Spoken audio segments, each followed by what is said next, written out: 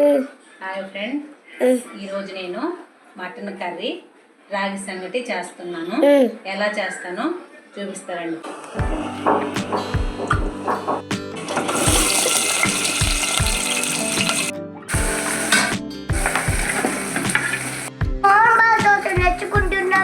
ఉల్లిపాయలు మగ్గిపోయాలి. ఉల్లిపాయలు మగ్గిపోయినాక కొంచెం అల్లం పేస్ట్ స్పూన్ వేసేస్తున్నాను. అల్లం పేస్ట్ వేసుకొని బాగా మగ్గిపోవాలి. అల్లం పేస్ట్ పచ్చి వాసన పోయేదాకా మగ్గిపోవాలి. ఇప్పుడు ఉప్పు, కారం, పసుపు కలిపి పెట్టిన మటన్ కర్రీ దీంట్లో వేసేసుకోవాలి. మటన్ కలుపుకోవాలి. సిమ్లో పెట్టేసుకోవాలా, లేకపోతే అడుగంటుకుంటుంది. సిమ్లోనే మగ్గనివ్వాలా. లోన మటన్లో ఉండే నీరు మొత్తం బయటకు వచ్చేంత వరకు సిమ్లోనే మగ్గనివ్వాలి. సిమ్లో పెట్టుకుని మూత పెట్టేసుకున్నాము. మొత్తం మగ్గి పట్టి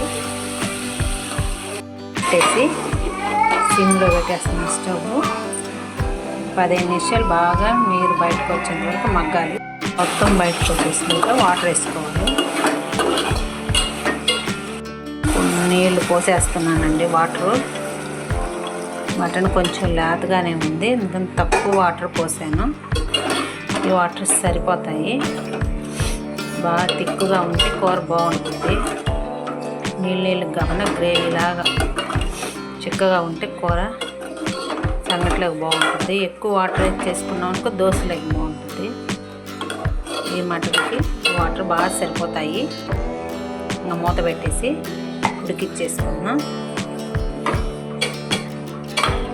కర్రీలోకి మసాలా తయారు చేస్తున్నానండి. దీని మీద పోసేస్తే ఆ హీట్కి వేగిపోతాయి. ధనియాలు, ఎండు కొబ్బరి, చెక్క, లవంగాలు, కొంచెం యాలక్కాయ వేసి పెట్టేసాను. దీనికి కొన్ని గసాలు వేసి చెన్నులపై వేసి పౌడర్ చేసేసుకోవటం. ధనియాలు, కొబ్బరి అన్నీ మిక్సీ చట్నీ అలా వేసేసుకున్నాం. ఇప్పుడు చెన్నులపాయలు వేసేసి మిక్సీ పట్టుకోవాలి. పౌడర్ వేసేద్దాము. వేసేసి కలపదము.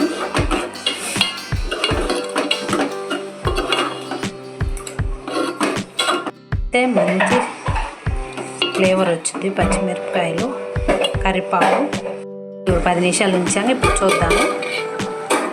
పొడి బాగా ముక్కలకు పట్టింది. కొంచెం కొత్తిమీర వేసేసుకొని ఒక్కసారి కలుపుకొని స్టవ్ ఆపేసుకుందాం.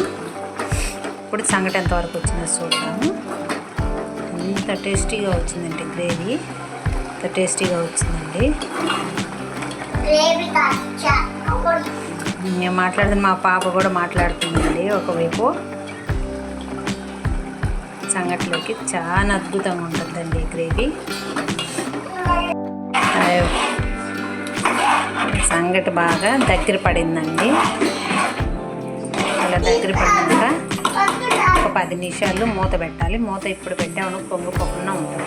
ఒకసారి చూద్దాము ఎంతవరకు వచ్చేసిందో.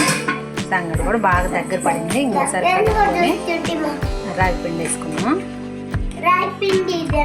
అంటే ఇంక రాగి పిండి వేసేద్దాము. మేము కొలత ఏమండి, దానికి ఎంత సరిపోద్దో అంత ఉత్తారుగా వేసేసుకుంటాము. కొందరు రాగి పిండి కొలత బట్టి, బియ్యం కొలత బట్టి వేస్తారు. మాకు అట్ట ఏమండి, బియ్యం ఎక్కువ, రాగి పిండి తక్కువ. సంగటి గెలికేసాను.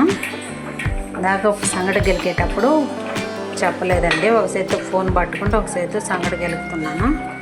బాగా సంగటి గెలిపేసానండి. బాగా రాగి పిండి అంతా కలిసిపోయింది. సంగటి ఎప్పుడైనా ఇలా జిగురుగా వస్తేనా సంగటి టేస్ట్ బాగుంటుందండి. సంగటి తిప్పేసాను. ఇంకా తినేటి